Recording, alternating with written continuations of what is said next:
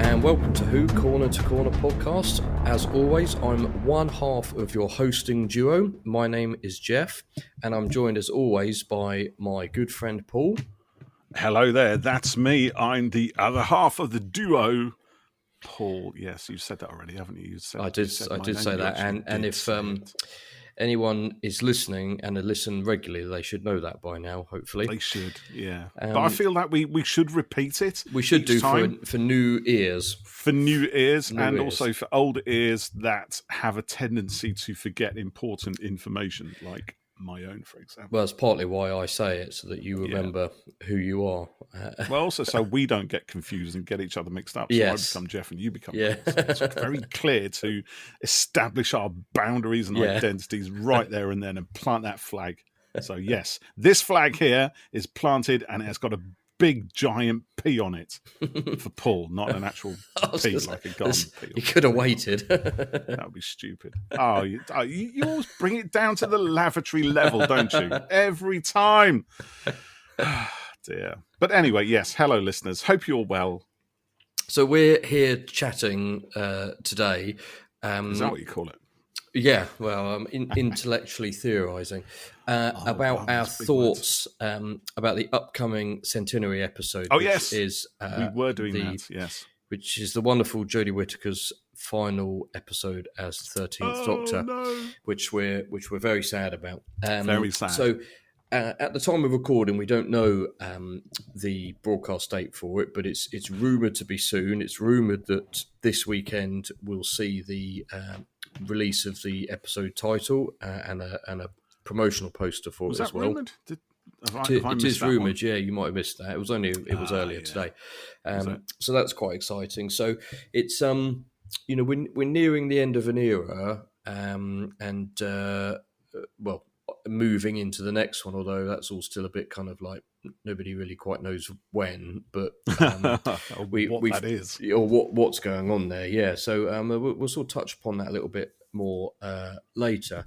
But for now, Paul, what are your thoughts and how are you feeling as we come towards the end? As we come towards the end, I'm excited. I am. I'm really excited. I do get excited. I think I might have said before, actually. You know, as much as I lament the passing of a really great doctor and some wonderful stories and a tone, a feel for the era, capital ERA. I'm always looking forward to what's coming up next because it's new Doctor Who. It's Doctor Who that I haven't seen. So I'm looking forward to it. I'm preparing myself for something of an emotional roller coaster in Jodie's last story. So I'm kind of really, really wondering how that's going to feel to sit there and watch it and go through those moments as they unfold, how I'll feel afterwards, and how long it will take for me to press play on the recording I've just made and watch it all over again from the start. Yeah. What about you, Jeff? How are you feeling, me old chum? Well, I am, like you, I'm excited. We've got one more extra long episode with Jodie to come, which is exciting. It is filled with, I guess, a sadness that it's the end, a fear of what's going to happen. What are you afraid of? Of what's going to happen to the Doctor, to all the characters. I suppose there's lots of rumours flying around as always, and I suppose there always are at this time, isn't there? Yeah, there is, and there's an element of will it live up to expectations? But I'll be honest, I tend not to kind of headcanon anything, and I don't sort of particularly think, I want this to happen. But that's I want part that of the fun, Jeff. No, and I'm not saying there's anything wrong with it. I just sort of don't really do it. I don't do it with anything really. I mean, there might be, like we might talk about it, this tonight, but there's the odd, I'd like to see this, I'd like to see that, but I don't kind of set it in my head that that's what must happen, and if it doesn't, then I'll become cross. Because that will always lead to disappointment. That road leads to It's a very ranting dark tweets. road. And so I'm this will probably surprise no one. I'm not. I wish it wasn't ending, and I'm sort of, I guess, in denial that there's more to come after.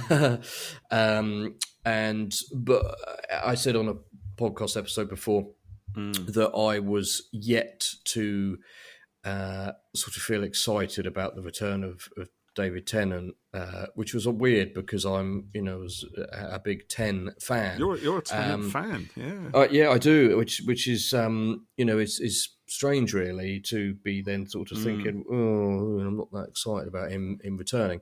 But then I saw those pictures of him in costume filming, and I sort of thought, oh, that's quite cool. And I became excited, but I'll be honest, I'm still quite mixed about it. And I just sort of, my fear for that is that there's a lot of stuff that we've had before being trodden over again, retrodden.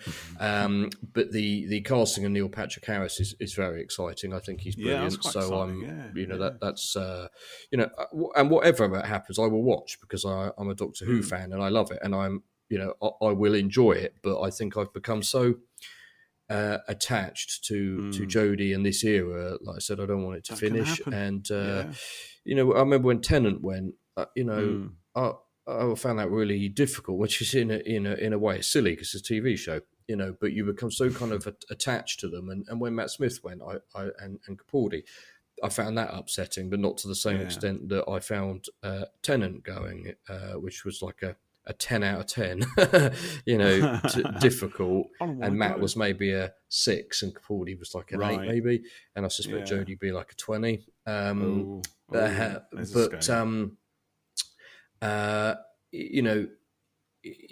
know that something else is coming, and you sort of look forward to it. But like I said, Tennant going was quite difficult. But then Matt came along, and he was brilliant. It was great fun, but there's still that that lamenting of what was before, what you've lost. Yeah, and I don't know. I might end up being proved wrong, but I don't imagine so. But I sort of feel that when Jodie's gone, I'll end up clinging on to that era a bit more, I think. You're going to be in denial throughout the whole of the... People will say to me, so have you watched the new Doctor? Episode. Well, I don't know what you're talking about. New Doctor? Doctor Who's dead to me now. I'm going to update my... It ended in 2022. R.I.P. 1963 to 22. R.I.P. Oh dear. But it's great because there'll be a whole bunch of new fans coming on board with whatever comes next, and they've got so much stuff to jump into, and there's so much. I'm trying to avoid using the word content because I hate that word. And I saw your post on LinkedIn saying content, and it made me realize I say it far too much. They've got a wealth of stories to enjoy and dive into: history, legend, myths, heartbreaking sagas, story arcs, companions who rise and fall and rise again, and all that stuff to learn and find out. And I'm really excited for them because I think that is the wonderful longevity of Doctor Who right there. That's what it's all about.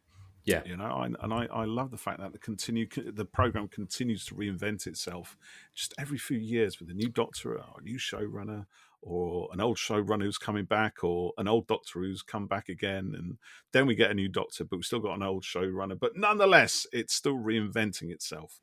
Okay, so Paul, what are you hoping or expecting to see in the Centenary?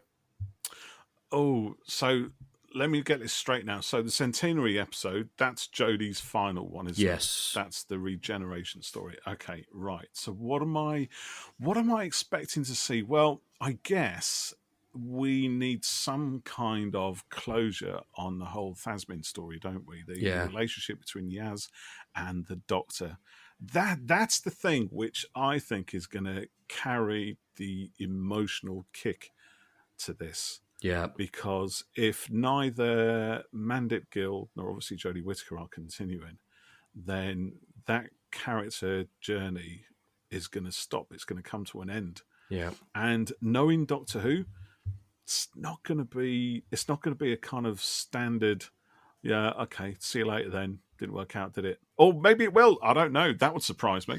Yeah.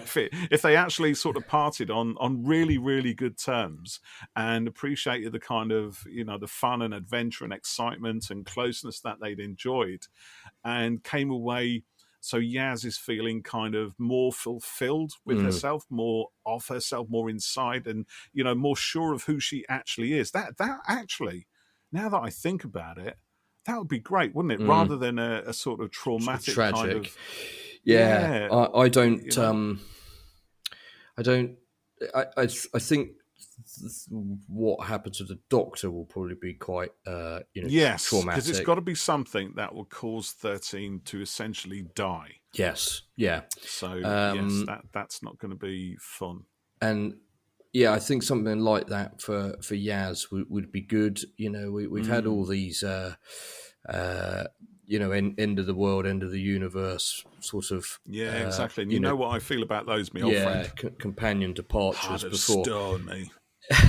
and Chris Chibnall tends to write more kind of real and more human. And that's what I think. When you think about Graham and Ryan, Ryan decided that he'd kind of outgrown the fam in a way that it wasn't quite, he'd enjoyed his time there, and he was obviously very close to the others, but he'd sort of been there, done that. He needed something else now. He needed to move on, and he recognized that. And I think the strength of the character was in his coming to understand that he actually did and was confident enough to make that decision and go with it, because that must have been quite a big thing. The Ryan who started that journey would never have been able to make that decision. He just wasn't in the right space. So it's nice that this era seems to give those characters that sort of underpinning reality, because I can easily imagine Ryan continuing his life outside the TARDIS. Same with Graham as well. Him taking the decision as well. Some other companions, I have difficulty thinking about that, because they only seem to be defined by their time with the Doctor, and that's it. And not everybody, obviously. There are some that are stronger than others when it comes to that. But it would be, one of the most difficult things when you're writing a fiction is, let me just reverse that. One of the easiest things is to kill characters off. Yeah. Anyone can do it. It doesn't take any skill at all. You can just say, right, that's it. I need something really dramatic, and I'm going to kill this character, because everyone's going to cry their tears, or you're going to force a separation or something. But actually, the most difficult thing is to have closure that sees both characters survive but changed by what they've been through. That's a hard thing, because you've got to think, where do they go, and how do I get them into a position where they're strong enough and have changed enough to kind of continue. So I kind of hoping we do see, we don't see anything too traumatic, because I would actually blub as well. So that is a long-winded. I think that. So answering your question, Jeff, that's what I'm most hopeful of, if you like. I really want to see Yaz survive the episode and be a stronger person for her closeness and her time with the Doctor. But I'm afraid the Doctor is clearly going to have to undergo something traumatic enough to trigger a regeneration. There's no two ways about it. I don't think Yaz will die. I think that I think that would be too tragic for it all, for her journey to then sort of suddenly have that full stop to it. I don't think it would really do anything particularly good, of course, for the Doctor and where she's gone through with things in the story as well. So I think there might be something like Yaz has to go, but because of whatever's happening with the Doctor, so or something forcing, and they have to say a goodbye, but it's bittersweet. I think thinking about it and knowing the 13th Doctor, I think she's going to say goodbye in a way that probably shuts Yaz down in a way. Yeah. And maybe later on she's got a moment or so to think, I wish I'd I wish I'd made it more meaningful, because Yeah. you know, the 13th Doctor is very sort of, oh yeah, you know, puts a joke on things, doesn't she? You know, doesn't really face up to the human part of whatever is going on. She's always got a head in the clouds. She's always spinning at 100 miles an hour, and yeah, I wonder if that's going to be. She'll just say very curt, "See you then," and be off, and it'd be like, whoa. Or maybe that was harsh. all the stuff she's, learned, from Yaz and the fam and how she's changed will result in something a bit different. Maybe, but this is the thing, isn't it? You've got this kind of, the Doctor being more human than they are if you do that. And the Doctor is always... Yeah, and the Doctor isn't, surprising, always alien, always reacts in a way that you would never always expect. Yeah. Because they're not human, No. And, they don't... I think the Doctor aspires to, I think we've said this before, the Doctor aspires to have compassion, to my mind. And maybe, maybe she does in her current incarnation. But I think the Doctor always struggles to have empathy, because for empathy, I think, like we said before, you need to, the whole thing is being able to put yourself in somebody's shoes and feel what they're feeling. But the Doctor isn't human. She doesn't feel human emotions, and certainly not the same way we do. So she can't empathize. She might try to and want to, and think that by showing compassion from time to time, she's getting close to it.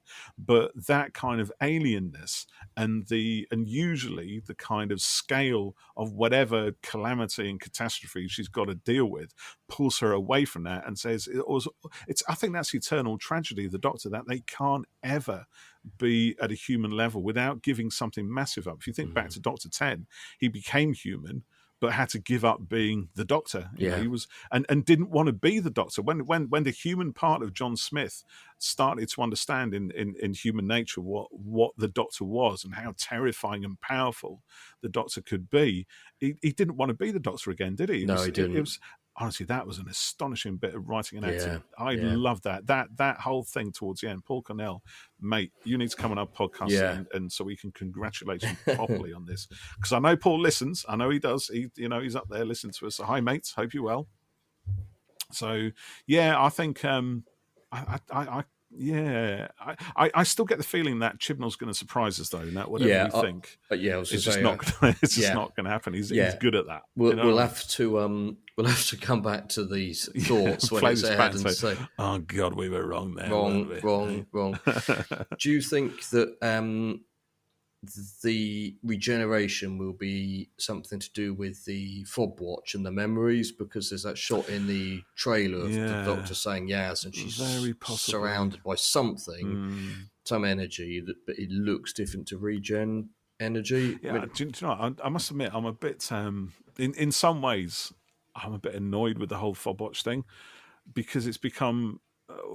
we've seen it a lot now, haven't we? It's become part of the furniture since Human Nature. Interesting. I should pull that story out because we're coming back to it again. But I don't know. Maybe it is. What do you think? Yeah, possibly. I mean, I think that it's going to be involved in some way. There was too big a thing made of putting it into the TARDIS, dropping it down, at the end of Flux. So I think it's got to play into it. I mean, there's a rumor going around that she wears past Doctor outfits in this. Oh, really? Right. Which that could be fun. Well, it could be.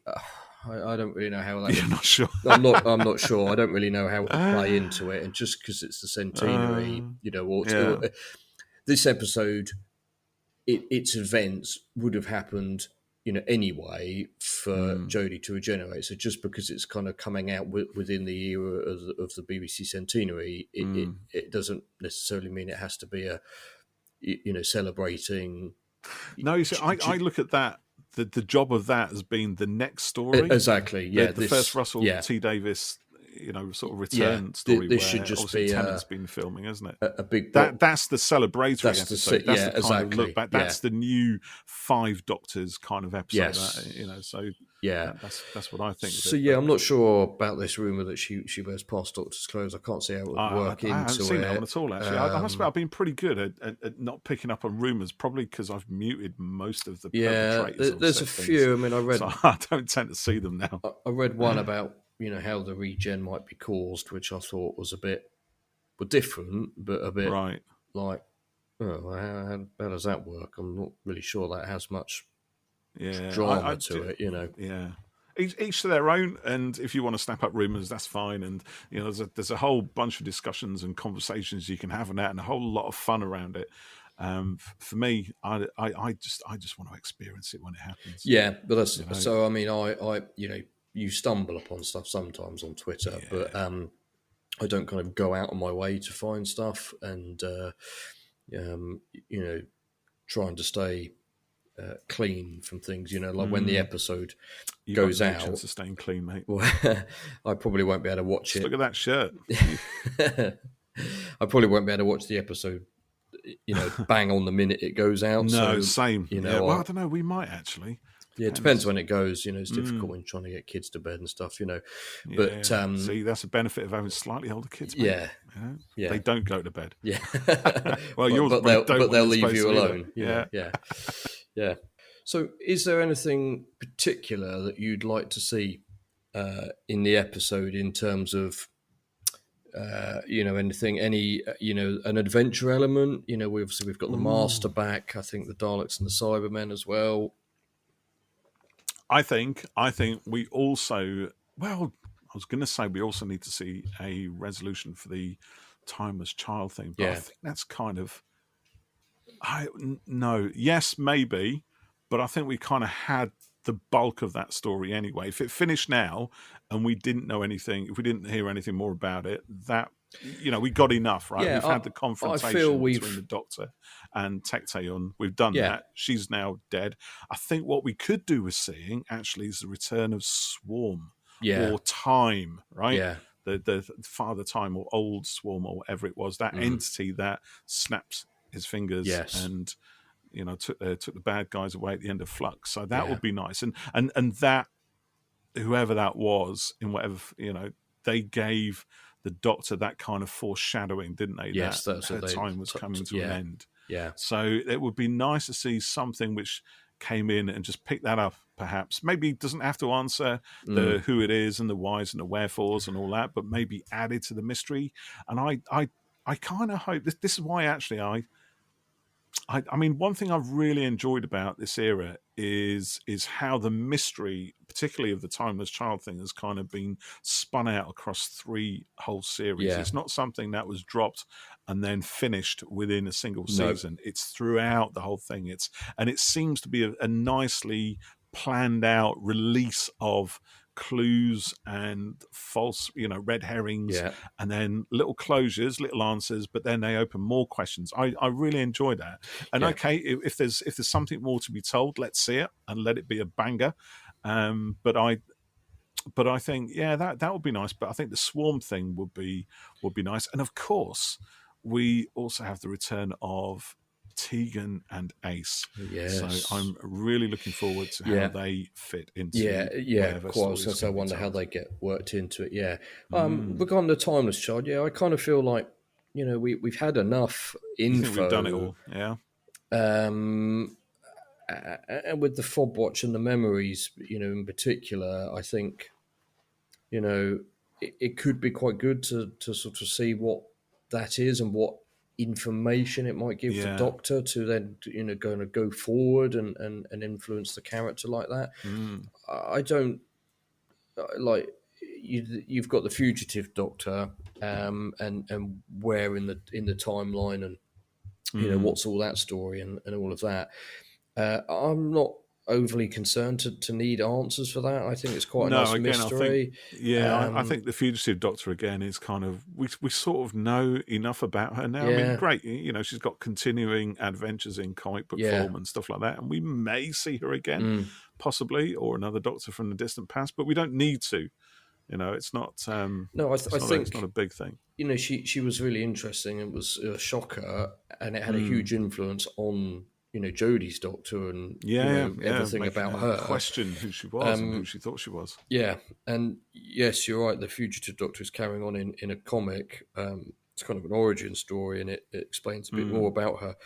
But that's not resolving the timeless child stuff, as some people have theorized. It's basically an adventure with the fugitive doctor. Yeah, that's it. That's it. Right. I was a bit puzzled that people were like, "Why is it being resolved in a comic, not on screen?" Oh, right. I haven't seen that. It's not. It's just, here's an adventure with fugitive. So I'm sure we'll see her again in it as well. She's too kind of important to things. So would you want her to come back in the Centenary episode then, do you think? Yeah, I'm sure she'll be there to some extent. Okay. But what I, for me, it's the 13th Doctor story, and I hope that, and I think she will stay, the primary focus of things, and not be kind of pushed to the sidelines. This is her swan song, isn't it? Yeah, and as Chibnall's Doctor, I think I don't think he would, shift her off to out the spotlight or anything.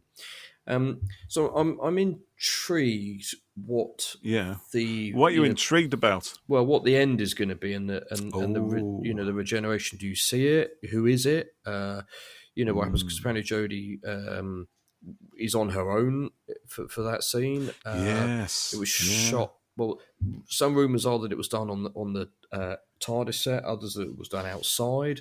I don't know, because the last scene they filmed. Did Pete Levy come that close to giving us something? He might have done. I can't remember. That close, and then he laughed in our faces and told us, "Bah, ha, ha, ha. Come back when you've seen it." He might have done, yeah. But I left that with the impression that it was an outside event, that she was separated from the TARDIS. But Jodie's last shot was her last shot for the series, and that was on the TARDIS. So, well, we shall find out. We will find out. It's a funny thing, isn't it? Right? Do you cast your mind back, if you will, to the Matt Smith days? Yeah. Did you ever think that the final Matt Smith story would be the way it turned out? No.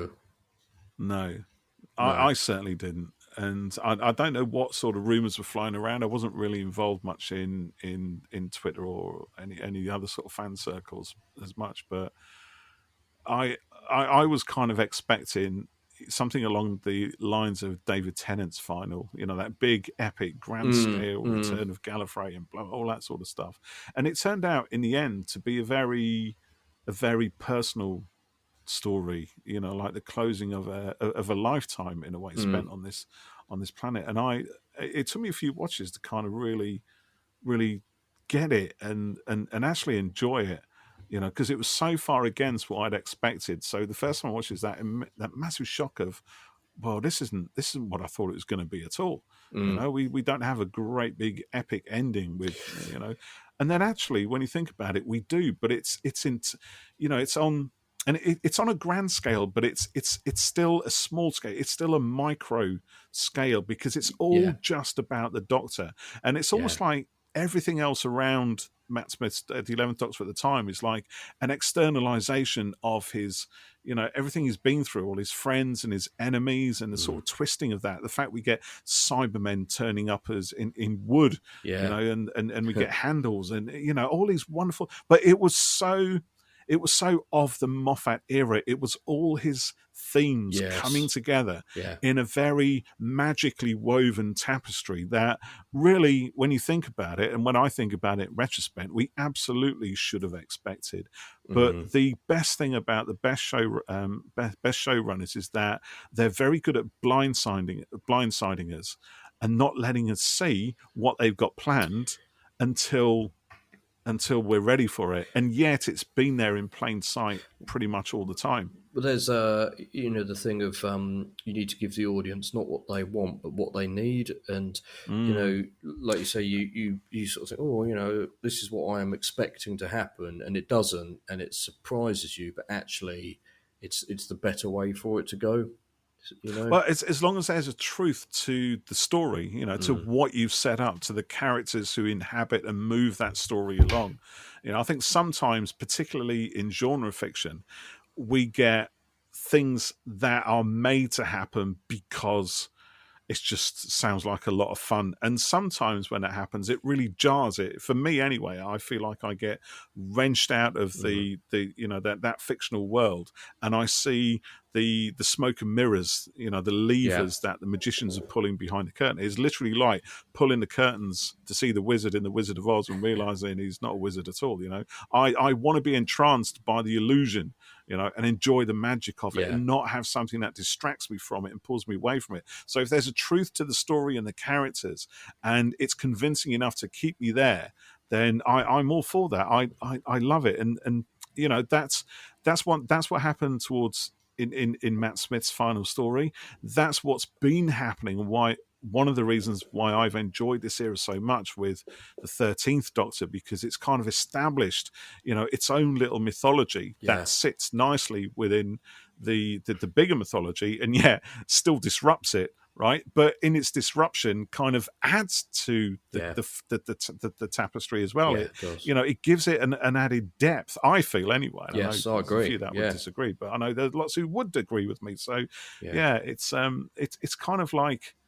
It's kind of like the Deadly Assassin in some ways, which seems to, throw open the doors to Gallifrey and show us many different things. And yet, at the same time, there was a lot of fans that weren't very happy at having those doors thrown open, and they wanted Gallifrey to remain a mystery and the whole Time Lords thing to be. But, it's like you said, the audience needed that at the time because the story had been going for so many years, and it just needed that extra push. And from that, we've got a whole new continuity sort of coming through, and I kind of feel that's what's happened again with this Timeless Child stuff, and it'll be interesting to see if it extends into Russell T Davis's tenure. I don't know whether it will in a big way, because I think it's very much a Chibnall thing, but I would think it will be acknowledged to some extent, a bit like the loss of Gallifrey was by Moffat after a while.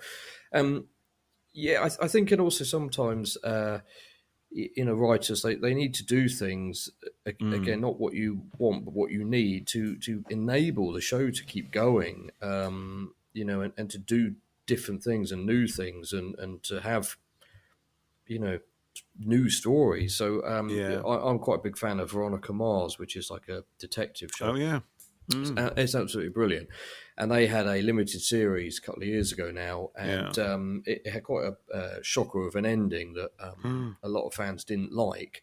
But Rob Thomas, the creator, and Kristen Bell stood by him. They said, we didn't know if we'd have another series of, if and when, but we had to do something that would enable us to move Veronica forward and put her into a new situation, new stories, and not keep retreading the same stuff, because we don't want to do it, and we know that you don't want to do it. And a lot of people were really cross about it, very upset, which it was supposed to upset you, and it did. But I absolutely understand why they did it, because if they didn't, we were just going to go around the same thing again next time. It's always a danger with long-running shows, isn't it? I think even Doctor Who is guilty of that from time to time. Well, and the Timeless Child, it shook the show up, and it, people are still talking about it all these years later, and whether they like it or not. It did one of the things it set out to do, which is to cause conversation. And provide some energy to push the show in a different direction and tell a different story that couldn't have been told without it. No. So I think all of that will feature in it, and I think it will be, the culmination of Chibnall's era in his way, much like Matt Smith's finale was and Capaldi's were the end of Moffat's times with them. Who do you think we're going to see when the regeneration happens? What do you mean? Who are we going to see? Well, in what way? What? Well, huh? Who's Jodie going to turn into? Oh, is she going to turn? Is it going to be Ncuti Gatwa, or is it going to be David Tennant, or is it going to be Sylvester McCoy? I don't know.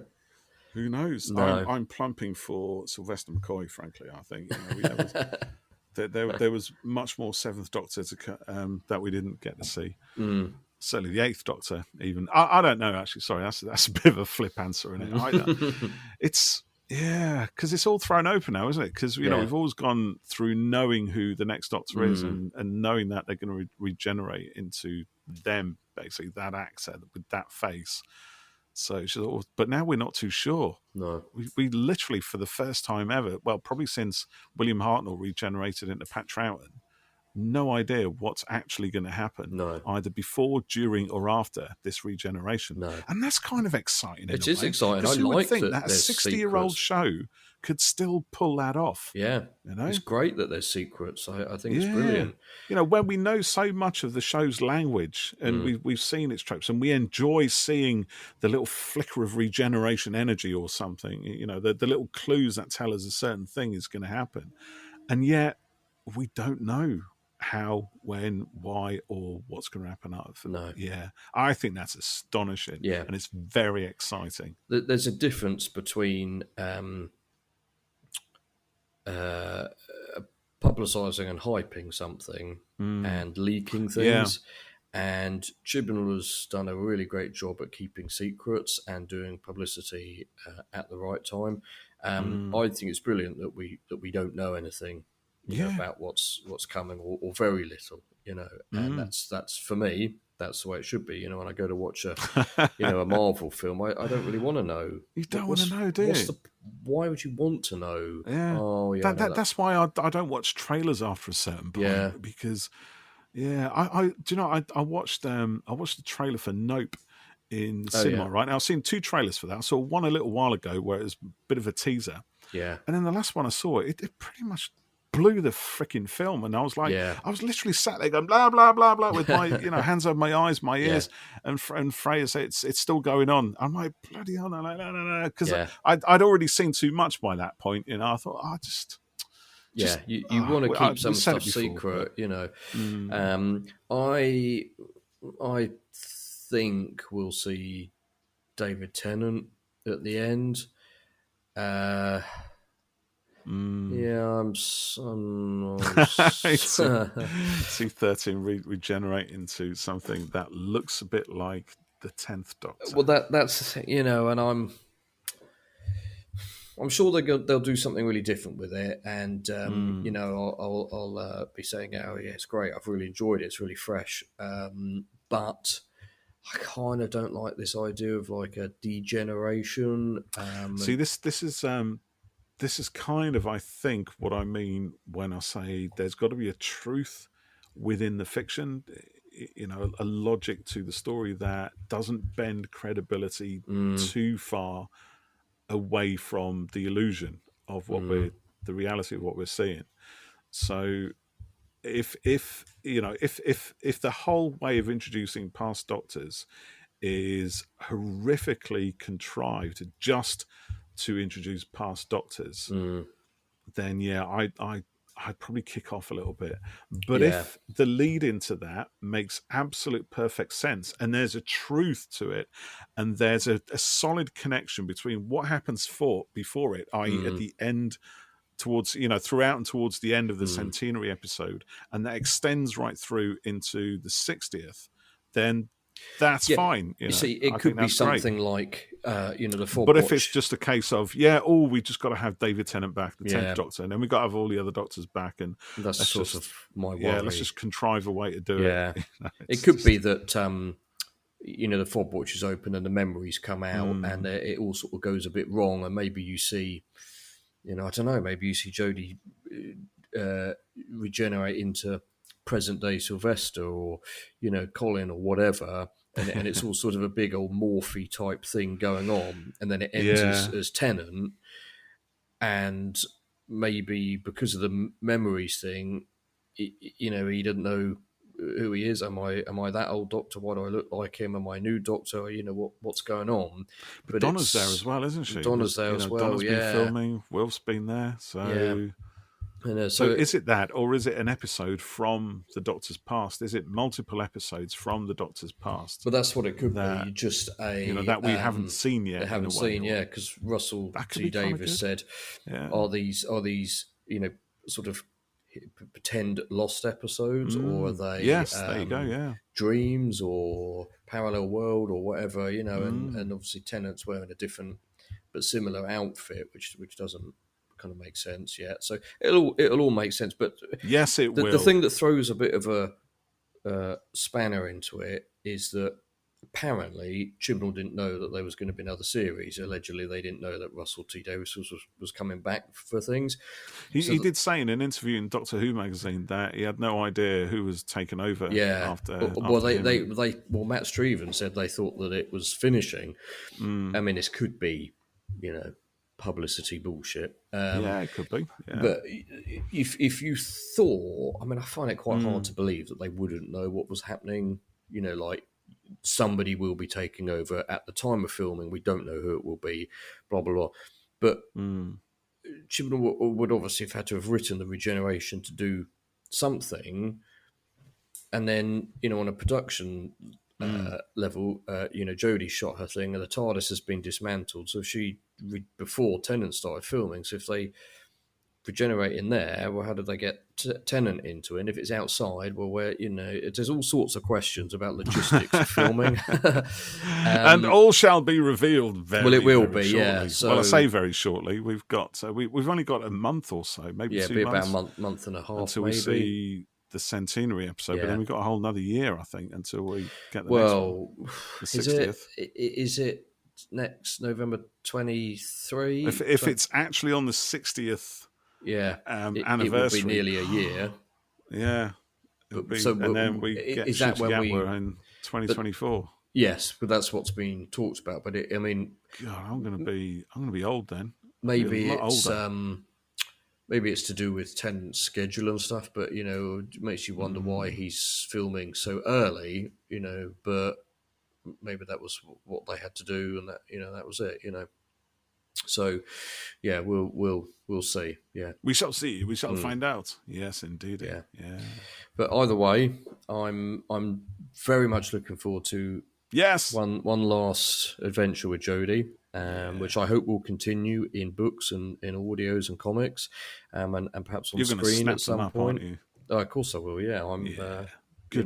Hoping that she'll do Big Finish at some point. I mean, I'd like it to be soon, but I'd also like it to be in a few years' time. So, she's had time to, finish on screen, do some other stuff that she wants to do, and then be kind of excited to come back to it and then make it an event. Whereas, if she has Big Finish stuff this time next year, of course I'd still buy it, but, it'd be nice if it was a few years' time, like when Tennant started doing it.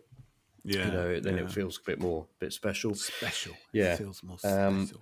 But I keep saying this, but very attached to her doctor, and you are, I can sense it. I think she's brilliant. So it's going to be difficult. I think.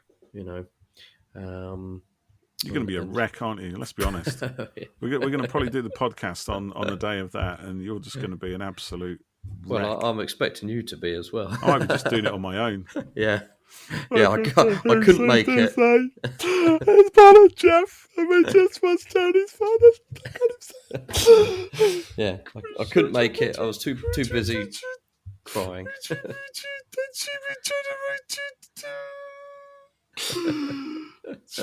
be us anymore.